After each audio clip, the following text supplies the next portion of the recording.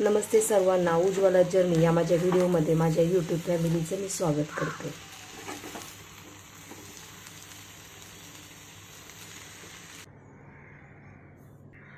डब्यात आज काय नवीन, ही टिफिन सिरीज आपली चालू आहे. तर रात्री मी हे घेवडे भिजायला घातलेले होते आणि याच्यातून मी 2 ते 3 पाण्याने स्वच्छ धुवून पुन्हा त्याच्यात चांगलं स्वच्छ पाणी ठेवलेलं आहे. आणि घेवडे सगळे भिजलेले आहेत आणि हे निवडून सुद्धा घेतलेत. निवडून घेतल्यानंतर त्याच्यामध्ये जे कडक घेवडा असतो ना, जो कडक घेवडा असतो तो बाजूला काढलेला आहे आणि तो कुकरला शिजत नाही. हे घेवडे आता आपण कुकरला शिजायला ठेवू. घेवडा कुकरला शिजायला ठेवलेला आहे. आता याच्या आपण 3 ते 4 शिट्ट्या करून घेऊयात. कुकरची 4 शिट्टी करून घेतलेली आहे. आता आपण थंड करून घेऊयात.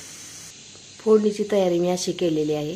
कांदा उभा चिरून घेतलेला आहे, कोथिंबीर आणि जी हिरवी मिरची लाल असते ना ती सुद्धा मी घेतलेली आहे आणि आलं लसूण पेस्ट. तुमच्याकडे टोमॅटो असेल तर टोमॅटो सुद्धा घेऊ शकता. कढई गरम झालेली आहे. याच्यामध्ये आपण तेल टाकून घेऊयात. 2 पळी आपण तेल टाकलेलं आहे.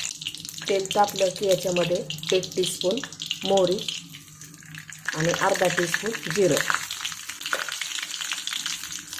याच्यामध्ये आपण कढीपत्ता टाकून घेऊयात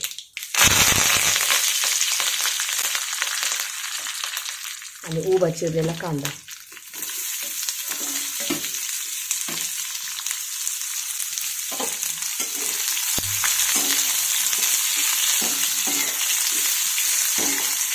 कांदा मी फुल गॅसवरती परतून घेणार आहे आणि त्याच्यानंतर आपण मंद गॅस करू. कांदा परतत आला त्याच्यामध्ये मिरची टाकून घेतलेली आहे.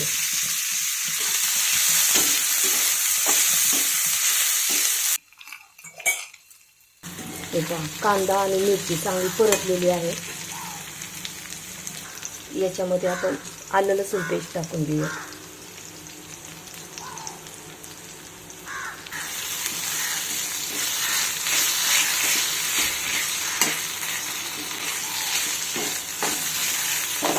मीठ 2 टीस्पून, हळद अर्धा टीस्पून, लाल तिखट 1 टीस्पून, मटण मसाला 1 टीस्पून, कांदा लसूण मसाला 2 टीस्पून. आता हे सर्व आपण मिक्स करून घेऊया.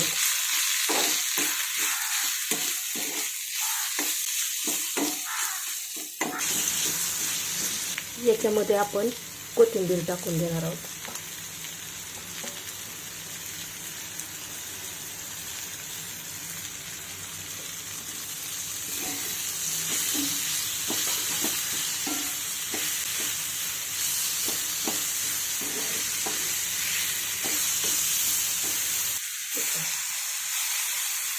दाणे सुद्धा छान शिजलेले आहेत. आता याच्यामध्ये आपण टाकून घेऊयात.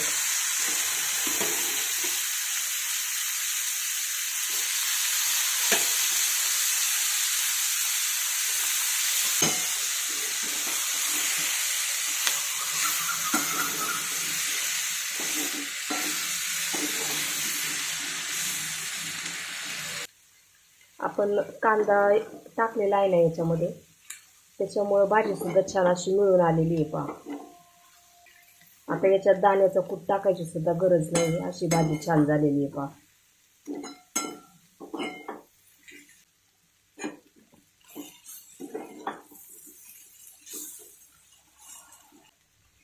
आणि तुम्हाला ज्यावेळेस ही भाजी अशी ड्राय वाटेल ना, सुक्की झालेली असेल,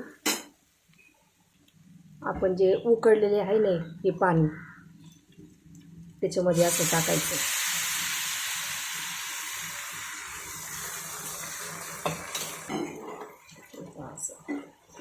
म्हणजे ओलसर अशी लपतपी भाजी होते. दुसरं पाणी टाकायचं नाही, कारण मग भाजी चवीला एकदम बेचव होते. सकाळच्या टिफिनसाठी अशी भाजी नक्की तुम्ही करा. झटपट अशी भाजी होती. पहा, ही तुम्हाला हा माझा व्हिडिओ कसा वाटला? व्हिडिओ आवडला असेल तर लाईक, शेअर आणि सबस्क्राईब करायला विसरू नका. धन्यवाद.